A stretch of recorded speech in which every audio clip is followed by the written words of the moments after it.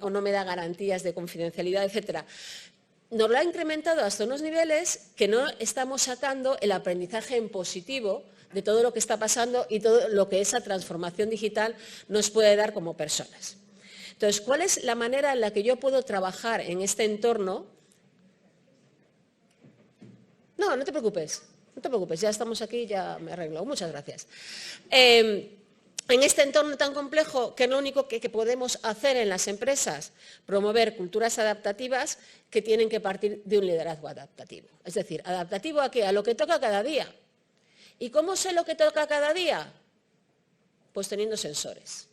Y no estoy hablando de sensores de robots, sensores personales, observando, escuchando, analizando y actuando. Y sobre todo, teniendo en cuenta que el entorno es muy diferente del que teníamos. Teníamos un entorno de competencia, ¿no? La competitividad era la clave de los valores de muchas empresas, entre ellas y internamente.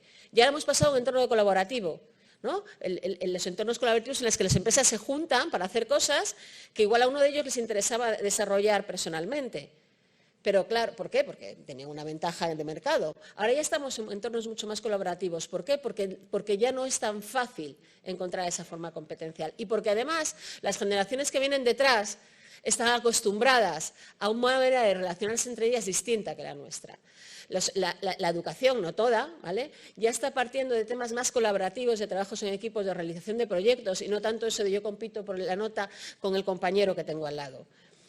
La estandarización, ¿no? Cuanto más estándar las cosas mejor, porque así podemos producir en masa, ¿no? Esa era un poco la idea.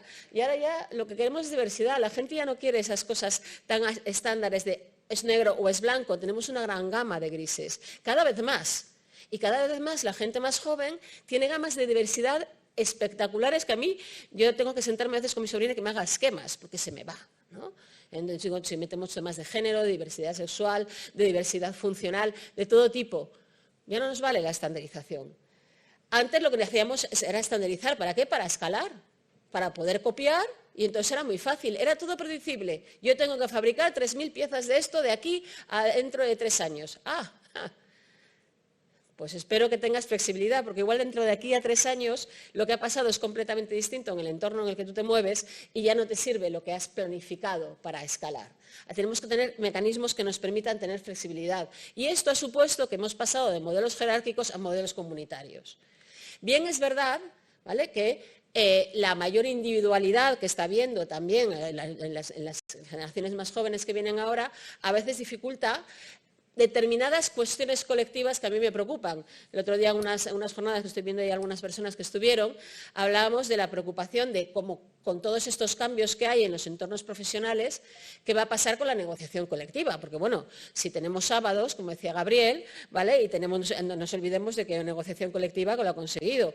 Si somos más individualistas, podemos perder derechos. Pero sí es verdad que hay una cierta sensación de comunidad y de trabajo comunitario, ¿no? Tú mandas seguro que todos tenéis grupos de WhatsApp de gente que, lo que sea, madres, padres, hermanos, compañeros de trabajo, técnicos de prevención, que cuando tienes una duda la pones ahí y alguien te la resuelve. Hay entornos mucho más colaborativos, mucho más comunitarios. Por tanto, ya no es una cuestión de que le digan a la gente lo que tiene que hacer, es una cuestión de que la gente co-cree lo que hay que hacer. Entre otras cosas, porque el que tiene que decir lo que hay que hacer tampoco tiene claro lo que hay que hacer. Y si dice que lo tiene claro, entonces se está dando cuenta de que el entorno no está claro, y si no está claro tú no puedes tener nada claro, ¿no? Cada vez hay más dudas. ¿Qué hicimos nosotros? Pues tirar para adelante. ¿Cómo? Pues cuanto más gente pensando, mejor. Y entonces creamos foros de reflexión para intentar co-crear juntos. Por tanto, ya no estamos hablando de tareas, y las tareas sí se pueden digitalizar, ¿vale? Estamos hablando de personas, y las personas no se pueden digitalizar. Entonces, en esa conexión entre las tareas y las personas es donde nosotros nos tenemos que mover. Y lo primero, lo más importante, y lo ha mencionado Gabriela en su ponencia, que nosotros necesitamos hacer cuando queremos trabajar con personas, es pasar del control a la confianza. Si yo no genero un clima de confianza, no puedo generar un clima de creación. Porque si yo no me atrevo a levantar la mano y decir, oye, ¿no sería mejor que esto lo hiciéramos de esta otra manera? Si no me atrevo, no lo voy a decir, y si no lo digo es una pérdida para mí y para todos mis compañeros. Por tanto, una de las primeras cosas que tienen que hacer las empresas, los líderes en las empresas, que ya veremos quiénes son estos líderes, ¿no?, es la gestión del miedo. Si no gestionamos el miedo organizacional, no vamos a ser capaces de crear un entorno adecuado con un liderazgo adecuado. Y el miedo se gestiona de muchas maneras. Hablaba antes del síndrome de Frankenstein, ¿no? de las tecnofobias, ¿no? Del miedo al ridículo. Además, nosotros culturalmente tenemos ahí una cosa, ¿no? De si digo algo y me equivoco. Es más, ya no te digo nada, si digo algo y me dan una colleja. O si resulta que tengo un accidente porque he cometido un error y me sancionan. Todo eso genera un clima de miedo que está completamente en contra con todos esos valores que necesitamos ahora implantar en las empresas. Se habla mucho de cultura justa, y yo supongo que, doy por supuesto que todos conocéis lo que es, pero al final lo que tenemos que hacer son generar líderes, y nosotros somos líderes, somos agentes de cambio, si no cambiamos nosotros no van a cambiar los demás, en los que nuestra labor fundamental es generar un clima de confianza. Y un clima de confianza se genera a base de estar ahí, a base de escuchar, de aceptar y de aceptar el error. El mío y el de los demás. Porque si queremos trabajar con personas, tenemos que aceptar el error. ¿Quién de aquí no se ha equivocado nunca? Entonces, somos personas, somos falibles, si no partimos de ahí no seremos capaces de generar un clima en el que podamos tener este liderazgo adaptativo, que no es el único que nos va a permitir sobrevivir en los tiempos en los que vivimos. La buena noticia es que todo se puede trabajar. Es decir, yo puedo ser una persona que yo me he formado en unos valores de empresa absolutamente diferentes, con una actitud absolutamente jerárquica, etcétera, y yo puedo prepararme. ¿Para qué? Para ser un líder que permita la adaptación. Pero ahí hay una cosa que tenemos que entender, que tenemos que entender internamente, cada uno con nosotros mismos, y todos nos ha costado nuestro proceso, es que ya no se trata de nosotros, ya se trata de un conjunto. Y al no tratarse de nosotros, ¿no? De esa teoría del líder transformacional que tenía la visión, ¿no? Y entonces era el que no, es que no se trata de eso ya, es que era eso nosotros. Nosotros, que puede ser hoy estos y mañana son estos, y hoy son estos, y tenemos que ser capaces de dar respuestas al entorno. Entonces, ¿en qué se diferencian clarísimamente? Primero, en que el liderazgo anterior estaba basado en reglas, y en estos podéis ver los técnicos de prevención, los que seáis técnicos de prevención que estéis aquí, o técnicas, clarísimamente. Ya no hay reglas, claro, hay mínimos, básicos, claro que sí, pero lo que se trata es de retar esas reglas. Retar esas reglas. ¿Para qué están esas reglas? Nos sirven esas reglas, tenemos que cambiarlas, podemos hacer algo con ellas, y me da igual que sean reglas de prevención, que sean reglas de cualquier tipo. Resulta que para aprobar un presupuesto tiene que pasar por estas 3 personas. ¿Por qué? ¿Para qué? ¿No? La cantidad de veces que las empresas nos ponemos a analizar los procesos para intentar simplificar y para intentar meter a más gente que se sienta involucrada en los procesos, y encontramos entre un 40 y 50% de actividades que no sirven para nada, y que además la gente no sabe para qué las hacen, pero se quedó de un tiempo en el que, etcétera, etcétera. ¿Eso quiere decir que todo lo que estamos haciendo antes esté mal? No, tenemos que quedarnos con lo que sí y evolucionar, porque si no evolucionamos nos quedamos estancados, y en el estanque ahora mismo no nos deja nadie, no podemos estar. Es pasar de dar direcciones a involucrar en la toma de decisiones. Entonces, esto se puede aplicar a cualquier cosa, pero en prevención me resulta muy difícil entender cómo somos capaces de ser nosotros mismos líderes o generar liderazgo si no les preguntamos a los trabajadores. Y vamos a empresas en las que los trabajadores no conocen, no saben lo que hacen los técnicos de prevención. Eso sí, documentos hay a mogollón. ¿Vale? Entonces, hay que intentar involucrar lo máximo posible las decisiones, porque hay que tener en cuenta, yo tengo una colaboradora que lleva temas de inteligencia emocional que me dijo una frase hace años que me dejó tal, dice, es que la gente, es muy fácil convertirse en un líder de este tipo. Tú solamente tienes que entender que la gente tiene 2 necesidades básicas, importar y aportar. Y si tú tienes en cuenta que la gente que trabaja contigo en algún momento tiene que sentir que importa o que aporta, a partir de ahí tu liderazgo cambia. Y vaya que sí cambia. Y vaya que sí cambia. Con esas 2 necesidades básicas, nada más, que lo que haga sea importante o aporte, o las 2, si puede ser. Y con eso ya cambia la manera de tomar las decisiones, la manera de reconocer a las personas que están implicadas, la manera de con quién tengo que hablar. Pero a mí qué me importa que hables con el técnico de prevención, yo con quien quiero que hables con el jefe de turno. ¿No? O quiero que hables con el delegado de prevención, pero no solamente, sino con el trabajador. Es decir, importar y aportar.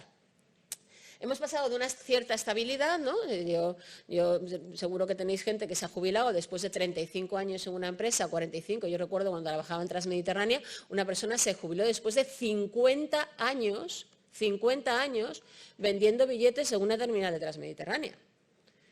Eso ya no va a hacerse, eso ya no va a ser así. ¿Por qué? Porque además ese tipo de trabajos van a desaparecer, porque lo van a poder hacer máquinas y en ese momento nosotros aportaremos valor de otro tipo, ¿vale? Y luego estamos muy acostumbrados a trabajar con las competencias. ¿Con qué competencias? Con las que ya sé hacer. Yo refuerzo lo que ya sé hacer y lo que hago bien y ahí centro mi atención. ¿Por qué? Porque el otro da miedo. ¿Por qué si me equivoco? ¿No? Entonces me quedo en lo que ya sé hacer. Claro, desde lo que ya sé hacer y desde lo que ya hago no cambia nada. Porque si yo quiero que cambie algo, tengo que cambiar algo yo. Pero si sigo haciendo lo mismo, los resultados seguirán siendo exactamente lo mismo. Por tanto, lo que tengo que hacer es lo contrario, buscar dónde tengo una oportunidad. ¿Una oportunidad de qué? De aprendizaje.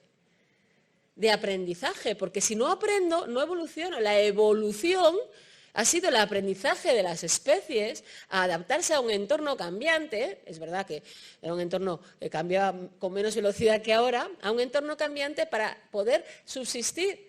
Y si yo quiero subsistir, tengo que aprender. Y tenemos muchas herramientas, y sobre todo en la parte de prevención, mucha información que nos sirve para qué. ¿Cuánto aprendo yo de eso? ¿Cuánto me sirve tener un software de no sé qué? Si luego el informe lo veo y me sirve para regañar a alguien que lo ha hecho bien o ponerle medallas a alguien que lo ha hecho mal, pero no me sirve para aprender. Ni siquiera aprendo de lo que hago bien, como para aprender de lo que hago mal. Entonces, ¿cómo nos movemos aquí? Primero, definiendo qué quiero ser de mayor. Las empresas tienen que definir su propósito. Ya sabéis que ahora se habla de propósito, que trasciende el tema de la misión, ¿vale? Porque tiene que ver con un propósito que trasciende, como decía Javier, los límites de la organización, que habla de lo que pasa en la sociedad, de lo que quiere la gente a la que le podemos influir como empresa. Definimos el propósito, pero yo también siempre les digo a las personas, define el tuyo también. ¿Tú qué quieres ser? ¿Para qué te dedicas a prevención? ¿Para qué te dedicas a recursos humanos? ¿Para qué te dedicas a construir aviones? Es decir, ¿qué es lo que te hace levantarte por las mañanas? Y muy poca gente solamente el salario, ¿eh? Entonces tú defines tu propósito. ¿Cuál es nuestro propósito? Ayudar a que las personas estén más sanas. Jolín, vaya pedazo de propósito tenemos, ¿no? Ya definimos el propósito, lo definimos en la empresa. Y una vez eso, tendremos que alinear las cosas, alinear los propósitos con los valores, todos tenemos valores de origen y las empresas también, y con la cultura de la empresa. Porque si yo me planteo un propósito y no toco la cultura de la empresa para que se alienen, no voy a llegar a ningún sitio. Me voy a sentir atrapado en una tela de araña en la que no avanzo, los otros tampoco avanzan, estamos cada uno en un sitio y no vamos a ningún lado. Seguro que habéis vivido en alguna empresa en la que de repente cambia un CEO y cambia supuestamente la manera de trabajar. Y lo hace de una manera tan radical que lo único que consigue es crear ese miedo, ¿no?, al cambio, porque a mí me venía muy bien haciendo las cosas así y ahora si tengo que hacerlas así igual me equivoco. Entonces yo no quiero cambiar las cosas. ¿Por qué? Porque primero hay que alinear a la gente. Y una vez que alinees a un grupo suficientemente significativo de personas, el resto van pegadas. Pero eso solamente se hace si dejamos a la gente que importe y que aporte. Es la única manera de hacerlo. Porque imponiendo no lo vamos a conseguir. Y además, en el caso de los técnicos de prevención o del trabajo en seguridad y salud, esto es un poco más fácil. ¿Por qué? Porque el valor ya te viene de fábrica. El valor del cuidado ya te viene de fábrica. Lo que pasa es que se nos ha olvidado en la empresa. Pero te viene de fábrica. Es alimentarlo de alguna manera que permita que siga ahí, ¿no? Y luego, la parte más importante, que es cuáles de mis comportamientos visibles son coherentes con lo que digo que quiero hacer, ¿no? La seguridad es lo primero, pero no tengo tiempo para dedicar a la seguridad, ¿no? Las personas son lo primero, pero resulta que viene una persona de una baja larga enfermedad y nadie le ha preguntado cómo está. O tiene a su hijo enfermo y nadie le ha preguntado cómo está. No le has preguntado, ay, es que me la crucé, pero tenía un poco tiempo, ¿no? Es decir, alinear, porque además todos y todas tenemos comportamientos conscientes e inconscientes y muchas veces son incoherentes y no nos damos cuenta. No nos damos cuenta. ¿Por qué? Porque hay una parte de creencias muy internas en la que nosotros no nos damos cuenta de cómo vamos. En esto voy a contar una anécdota y ya acabo casi, ¿eh? Que es, una vez en una empresa que llevaba tiempo trabajando esto, me voy con un director de fábrica, había una persona de fuera allí, Y estaban hablando de las contratas. Y el director de fábrica, que sabía de manual, pero de manual, todo lo que tenía que contestar a esa persona externa del grupo, le explicó, pues nada, aquí las contratas son como los trabajadores de aquí, le hacemos no sé cuánto, papapín, con el tema de CAE, ¿no? Y dice, vamos a dar una vuelta por la fábrica. Vamos a dar una vuelta por la fábrica y en un momento dado está pasando 2 personas por una zona que no está permitido. La misma persona del grupo le pregunta al director de la fábrica, dice, ¿y esos 2? Dice, esos son contratas. Claro, porque él no fue consciente hasta que no le dije yo, ¿sabes que has dicho eso? Y dice, ¿le he dicho eso? Porque tu comportamiento consciente cambia mucho antes que el inconsciente. Y si no tengo espejos donde mirarme, no tengo manera de saber que estoy siendo incongruente. Por eso es tan importante que las empresas, para poder tener un liderazgo adecuado, tengo que tener buenos sistemas de aprendizaje. Y para tener un buen sistema de aprendizaje tengo que abrazar el error. Tengo que aceptar que el error es una gran oportunidad y en vez de meterle el dedo a la gente porque se equivoca, dar las gracias por la oportunidad que nos da para poder evolucionar. Porque la única opción de poder evolucionar en el entorno en el que estamos, en el que no sabemos lo que va a pasar mañana, es estar adaptándonos continuamente. Y para eso tenemos que tener sensores, como decía antes, continuos. Por tanto, el aprendizaje es la clave. La cultura es la oportunidad de hacer esto. Si no tocamos la cultura organizacional no vamos a poder hacer nada. Y el liderazgo es el vehículo que nos va a permitir hacer eso. Empecemos a generar este liderazgo adaptativo, porque si no, la única opción que tenemos es esta, meter la cabeza debajo de la tierra para no ver lo que pasa a nuestro alrededor. Y si es lo que hacemos, al final, antes o después, acabaremos ahí, porque hay un mar de cosas incontrolables por nosotras y ahí no nos saca ni un dron, ¿vale? Ni la norma, ni nada de lo que ya estamos acostumbrados a tener. Lo único que nos saca de ahí, lo único que nos permite es no llegar ahí, porque seamos capaces de movernos y, como decía el otro, be water, my friend. Muchas gracias.